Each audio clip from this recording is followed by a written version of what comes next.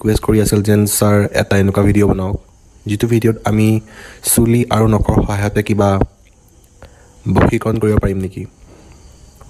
তে মই সেইসকল ব্যক্তিৰ কাৰণে আজি এইটো ভিডিঅ' মই আনিছোঁ যোনসকলে কয় যে চুলি বা নখৰ সহায়ত কিবা বশীকৰণ কৰিব পাৰি নেকি। হয়,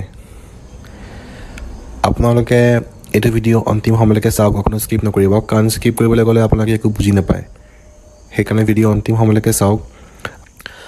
আপোনালোকে স্ক্ৰীণত এখন নক্সা দেখি আছে।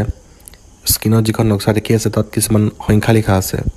সংখ্যাখিনি হৈছে 22, 1, 2, 6, 11, 9, 5, 1 আৰু 3। স্ক্ৰীণত যেনেকৈ লিখা আছে তেনেকৈ ছেইম টু ছেইম আপোনালোকে এখন কাগজ লওক আৰু সেই কাগজখনতে এই সংখ্যাখিনি লিখি পেলাওক। যেনেকৈ ঘৰটো পাৰা আছে ছেইম তেনেকৈ সংখ্যাখিনি লিখি পেলাওক। আৰু যিগৰাকী ব্যক্তিক আপোনালোকে বশীকৰণ কৰিব বিচাৰিছে বা যিগৰাকী ব্যক্তিক আপোনালোকৰ প্ৰেমৰ জালত পেলাব বিচাৰিছে তাহাঁতৰ পৰা অকণমান নখ যদি আনিব পাৰে তেনেহ'লে ভাল কথা। যদিহে নখ আনিব নোৱাৰে তেনেহ'লে তেখেতৰ মাথাৰ চুলিৰ প্ৰয়োজন হ'ব। এই গোটেইখিনি যিখিনি বস্তু আপোনালোকে আনিছে, চুলি হওক বা নখ হওক, যিকোনো এটা বস্তু হ'লেই হ'ল। সেই চুলিখিনি আপোনালোকে কি কৰিব, এই যিখন নক্সা দেখি আছে স্ক্ৰীণত, যিখন নক্সা আপোনালোকে স্ক্ৰীণত দেখি আছে আৰু যিখন আপোনালোকে তাবিজ বনালে সেই তাবিজখনৰ ওপৰতে চুলিখিনি ৰাখি পেলাই কাগজখিনিয়ে আপুনি ভালকৈ মেৰিয়াই ল'ব।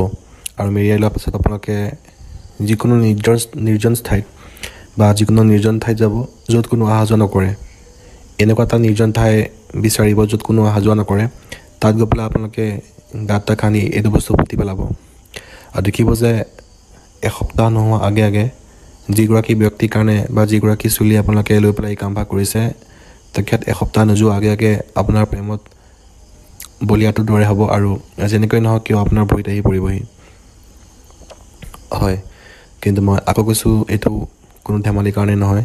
যদিহে সঁচাকৈ প্ৰয়োজন হৈছে তেতিয়াহে আপোনালোকে ব্যৱহাৰ কৰিব। অন্যথা যদিহে আপোনালোকে বিনা কাৰণত কাৰোবাৰ ওপৰত যদি এইটো ব্যৱহাৰ কৰে তেনেহ'লে প্ৰথম কথা এইটোৰ পৰা কাম নকৰিব। আৰু ছেকেণ্ড কথা হৈছে আপোনালোকৰ যিটো জীৱন আছে সেই জীৱনটো কমপ্লিটলি বৰবাদ হৈ যাব। আৰু যদিহে আপোনালোকৰ জীৱন বৰবাদ হৈ যায় তাৰ দোষী এই চেনেলটো নহয়।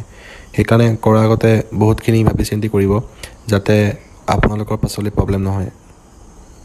হয়, কাৰণ এই যন্ত্ৰ শক্তিবিলাকত কিছুমান এনেকুৱা শক্তি আছে যিবিলাক আমি দেখা নাপাওঁ, কিন্তু যিখিনি শক্তিয়ে কাম কৰে সেই শক্তিখিনিয়ে যদিহে আপোনালোকে বেয়া কামত ব্যৱহাৰ কৰে তেনেহ'লে তাহাঁতে আপোনাক ধ্বংস কৰি পেলাব। সেইকাৰণে কৰাৰ আগত বহুতখিনি ভাবি চিন্তি চাব লাগে যাতে কাৰো অহিতটো চিন্তা নকৰি আপোনালোকে কামখিনি কৰে। কাৰণ কাৰোবাৰ যদি অহিত চিন্তা কৰি পেলাই কামখিনি কৰে তেতিয়াহ'লে ভৱিষ্যতলৈ আপোনালোকো অহিতেই হ'ব। সেইকাৰণে ভাবি চিন্তি কামখিনি কৰিব লাগে।